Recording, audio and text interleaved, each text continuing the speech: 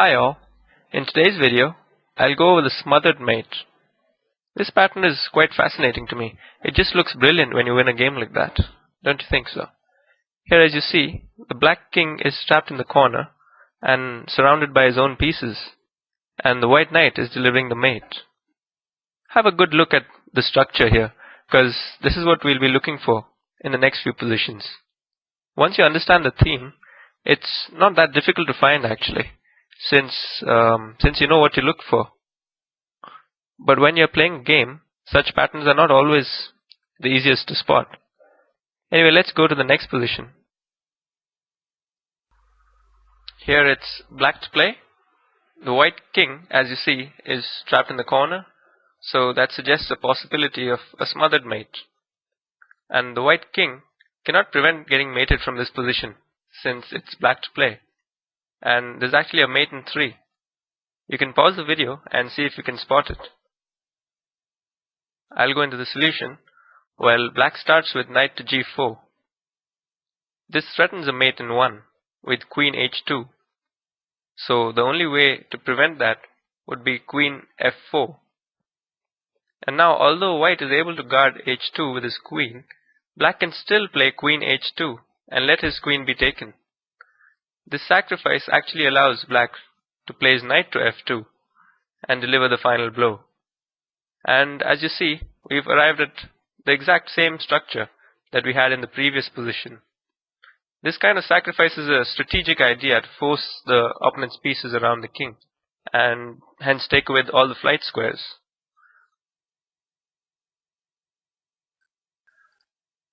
I think deflecting pieces around the king can also be used to achieve the same smothered mate pattern.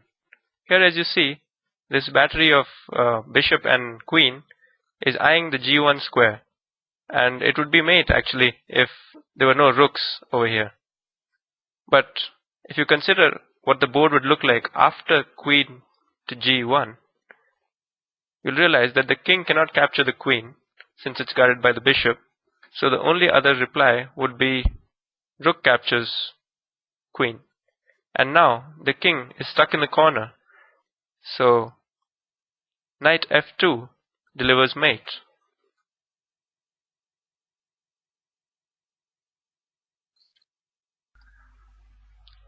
This is a very similar position to the previous one. In fact, it actually looks almost the same, a move earlier.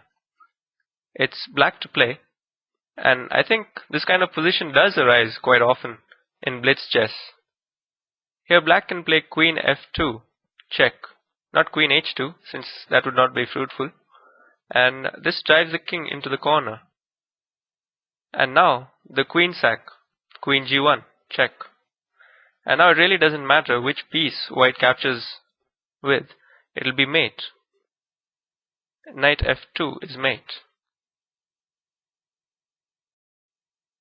This is another interesting position. It's white to play. I think one thing worth mentioning here is that in this kind of mating pattern, the best part is that it works even when the opponent has a strong back rank. Like, what I mean to say is that even when the rooks are on the back rank, the mate still works. Like in this position, black has both his rooks protecting the 8th rank, and it's still possible to mate the black king. It's in fact a forced mate. Anyway, here white starts with queen e6, check. And now the black king has 2 options. You can either go to f8 or h8. If king f8, then obviously queen to f7 is mate. And at this position, if the king decides to go to h8, then there's a series of moves which leads to the mate. Knight f7 can be played, and this forces the king back to g8. And now, if you notice, the king and the queen are on the same diagonal, so as soon as the knight moves out of the way, the king will be in check. So the key move is knight to h6, inflicting the double check. And now again, if the king goes back to f8, then it's queen f7 mate, So the king will have to go to h8. And now is the important move, which is queen to g8. The king cannot capture the queen because it's protected by the knight. So the only move is rook captures queen. And now, as you see, the king is surrounded by his own pieces. So knight to f7 finishes the game. Going back, there's actually an alternative way of finishing the game from here. After this move, after the king comes back to g8, another possible move could be knight to d8. And again, that seals off all the squares for the black king. If the black king goes back to, say, f8, then again, queen f7. And if it goes to h8, then we have queen e8, delivering the back rank mate. Hope you found this position quite interesting. Let's move on to the next position. Have a look at this position. It's black to play. White threatens a mate in 1 here, so black cannot really afford to waste any time. Before going on to the defensive though, it's worthwhile exploring the ways to counterattack. In fact, if you analyze this position, you will realize that there's a mate in 6. The route to checkmate is the same though. You can pause the video and see if you can find it. It shouldn't be that hard to find since we've already gone through a couple of positions and it's just theory now. Here black plays queen c1, check,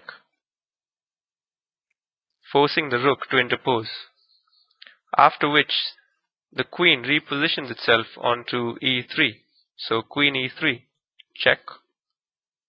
And now the king's only option is to play king h1. The rook interposition here would be of no use because the queen would simply take it. So after king h1, we have knight to f2. If the knight is taken, then queen e1, and that would lead to checkmate. So the knight cannot be taken. And here, from here on, it's just the same as the previous example. The double check. This is the key move, forcing the king into the corner. And then the smothered mate with knight f2. Sometimes it's also possible to deliver the smothered mate in situations where, although the king isn't really trapped by his own pieces, all the flight squares around him are blocked. Here, black still checkmates the white king in the same smothering fashion. Knight f2 can't be played right away because of rook captures knight, but black can deflect the rook by instead playing his queen to g1, because this forces rook captures queen, after which knight f2 conceals the mate. This flight square is not really a flight square because it's taken by the rook. So although the king is not surrounded by his own pieces, all the squares around the king are blocked, and hence it's checkmate. The same theme repeats itself. It's again a similar position, and it's white to play. Notice that the black king is trapped on h8, and the diagonal leading to it is wide open. This can be exploited by playing queen f6, check. This forces black to take on f6, after which knight f7 is checkmate. Here it's white to play. At first glance, it just looks like white can mate with queen g7. However, there's a knight protecting that particular square, so it won't be checkmate. But don't stop at that. Imagine what the board would look like after queen g7 and knight captures queen. Let's see what happens. Well, I think from here you should get to the solution. There's a mate in 1. See if you can find it.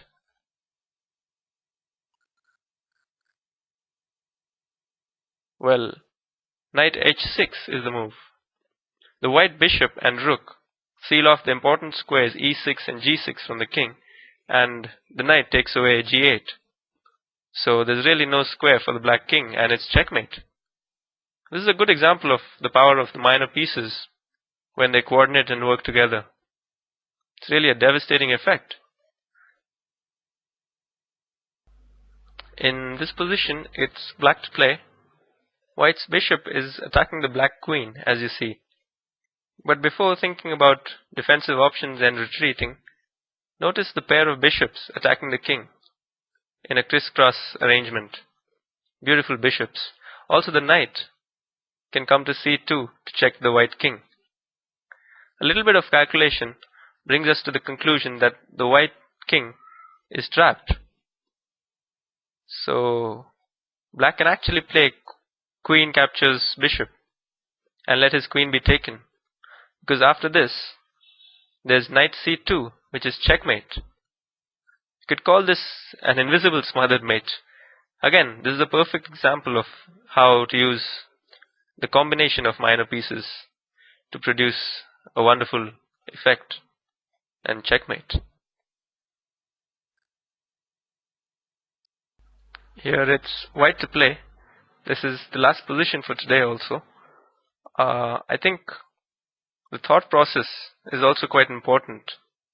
The deflection tactic is again used for the smothered mate. It's an interesting way to remove the defender of a particular square. In this position, it's quite obvious that white could have played knight c7 and given checkmate if the black queen weren't protecting that particular square. So white has a beautiful deflecting resource. White can just play queen to b5, and if the queen is taken, then it's obviously mate here, and if not, there would be quite a dramatic loss of material. Rybka suggests queen d8. I'll actually turn on Rybka. This is getting quite interesting. Let's see what Rybka thinks. Analyze. Rybka suggests queen b5, queen d8. Oh, so this is a heavy loss of material, after which this is what it looks like. Quite interesting. Interesting variation from Rybka. That's all for today, folks. Hope you enjoyed the video. Feel free to leave any comments on YouTube, and if you haven't already, please subscribe if you like this kind of content.